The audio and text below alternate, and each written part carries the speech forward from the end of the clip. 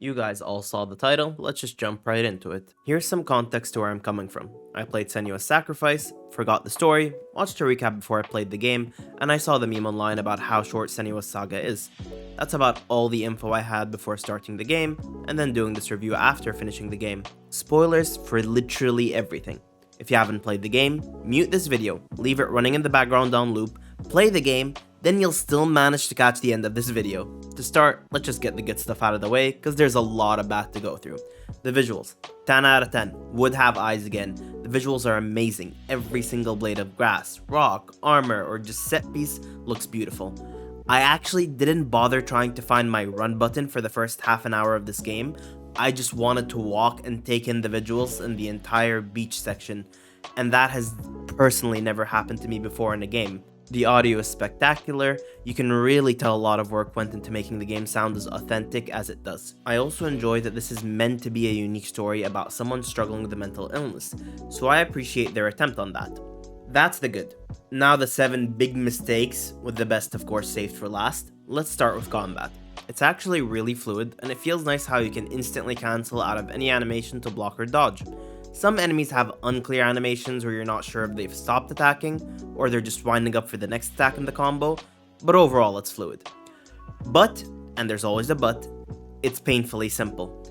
You have no combos, you can't time your heavy attacks to stagger the enemy or cancel their abilities, parries feel inconsistent, enemies are just damage sponges until they die, and some of the enemy types, I'm looking at you fire guy, are just absolutely hell to deal with, because it's just not intuitive what you're meant to do against them.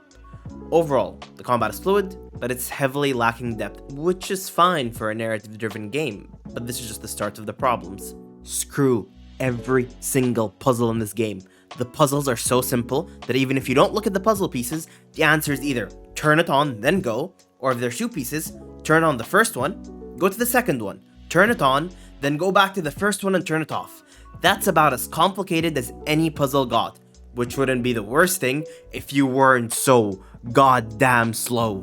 I've already got the answer in my head, but to walk that entire distance and back multiple times, and the animation to climb or drop from any ledge has me pulling my hair out. It's so frustrating, and there are so many of these puzzles thrown in for no good reason.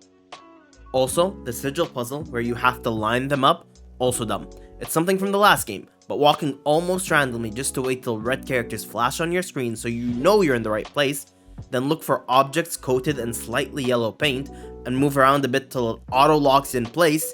This is not good game design, and it's not fun for anyone. It's just a chore that adds no value. Just make my character move 2 times faster in those areas and it wouldn't have been that big of a deal. Moving on to Immersion.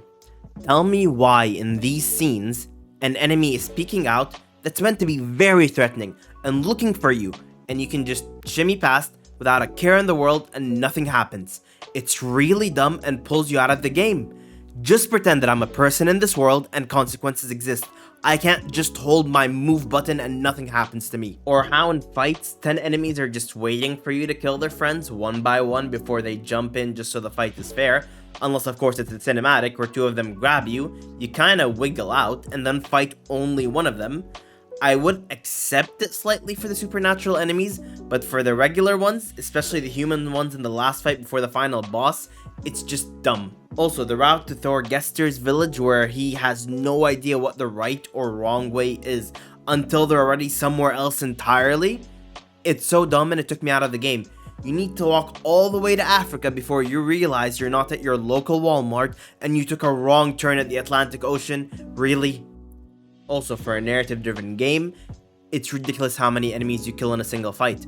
I'm not sure if this is a difficulty thing because I had it on adaptive, but having to fight about 7 enemies every single fight is just weird, especially before the last boss fight where you effectively wipe out half the village and it's just normal and it doesn't matter. Speaking of the last boss fight, Gui, and for that matter Thorgester as well, have such a dumb action where they grab you and then they just leave you. They can just win the fight, but they just choose not to, repeatedly. The lesson being, winning is only for people that paid $50 for a 50-minute game. The first boss, El Toga, or however you pronounce that, is revealed so badly for how cool of a boss she is, She gets called in to fuck shit up, and you're trying to escape before she reaches you, and you manage to do it, with like 2 Senua Saga of time to spare. It's so anticlimactic and such a letdown for how cool the rest of the scene with the blood, thunder, and death was. The second boss, yeah, I'm not even gonna try. The Storm guy has a much better reveal, but then the process to find his name is just an afterthought. They want to do the same route with the first boss where you go to the hidden folk and they tell you, but they do it in such a half-assed way that it feels pointless and it just provides nothing to the story. Both of these fights are pretty linear, but I enjoyed them just fine while playing the game. We'll keep the final boss talk till later though. The story's pretty decent till you get to the first boss reveal, then there's no tension at all. You go find the name, and that's whatever, it's fine. We talked about the generic puzzles already. When you get the name, you come back, and it's just a fight. You don't talk with anyone about what happened in the cave or anything. Even worse, you can clearly see multiple extra people from the village, 1, 2, 3, 4, and you don't talk to any of them. There could have been such a good setup and stakes and tension rising if they just had you go up to the village and tell them, oh, giants gonna be killed, and they're like, whoa. But no, just insta boss fight. After the boss fight, are we gonna talk about it? Go back to the village, be thanked, talk to our companions about how that knowledge affects them now that they know giants can die? No, that'd be dumb. That's dumb, and you're dumb for thinking that. And the same exact thing happens for the second boss. You kill him, then nothing. You don't talk to the leader lady, Astrior, about how that makes her feel, or maybe there can be a conversation here with Astrior and Thorgester about how they can band together for a better future, put differences aside, just anything. Make the fact that I killed a giant be something that happened. Say something about it. I exist, I did something, react. And then, finally, the last section of the game feels so forced in and unnatural, it's just missing the build-up completely. After the second boss, you're instantly thrown at the village entrance, and there's no build-up to the finale. You're just there now. You tell them, I can kill the giants, and the big baddie says, nah, on the gods? And he's like, I don't believe you, sacrifice her, which is predictable, and it's like, whatever, you know. But then you defend yourself in the village, and you kill like half of the village, who you were trying to kind of save right up until like 5 minutes ago. Also, why do the soldiers need to be pushed into you to fight? They're meant to be people that lived in the harsh environment, raided a lot of villages, and they're well trained. Why are they all scared of one person and they have to be pushed in to fight? Anyways, you beat them, then the king kills his son so that he can sacrifice him. He didn't need to kill any of the slaves, ever, to sacrifice them. But his son that you developed a friendship with and character development with, of course he'll kill him in front of you when he's never killed any sacrifice before, even when he tried to sacrifice you. It feels so forced to have Thorgester die, just to be like, hey kids, here's the moral lesson of the story, don't forget it.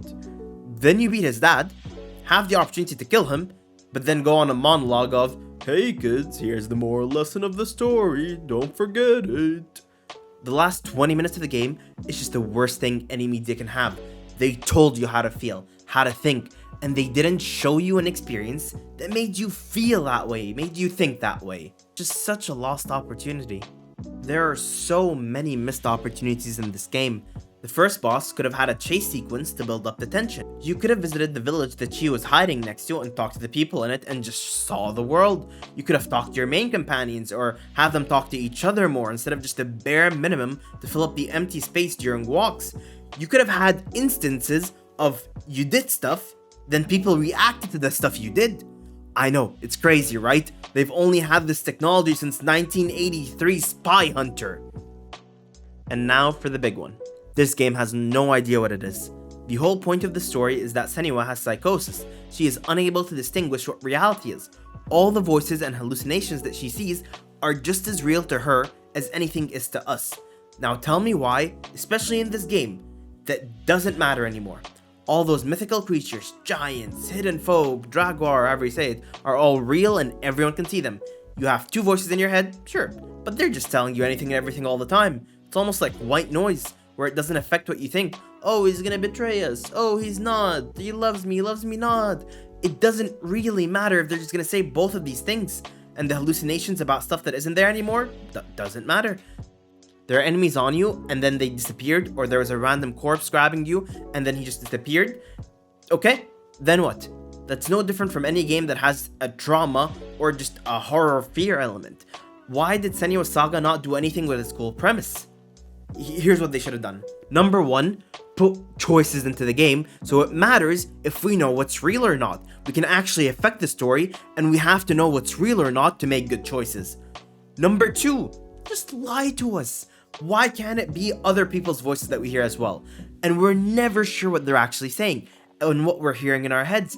And the two furies in our head can then egg us on so we feel uncertain at all times. I don't know why they wanted to make an action game when they had the building blocks to a really intriguing, narrative-driven, psychological, player-choice-driven game. But to wrap everything up, there's a lot wrong with this game, but I still love it. I enjoyed playing it, I want it to exist. Senua Saga pushed the game medium visually and audio-wise. It existing is a plus to the overall game industry. It being 7 hours, actually 5 in my playthrough, but that wouldn't really make a good title, so I just said it's 7. It's not an issue. You're not paying $50 for a specific number of hours of gameplay. You're paying $50 for an experience that's worth $50. And I think if Senua Saga was just a few hours longer and included more build up to the fights, aftermath of the world companions reacting to you, and more interaction with the world, it would have easily been a 9 out of 10, instead of the 7 out of 10 that it is now for me. 6 out of 10 if you don't count the visuals, which I certainly did.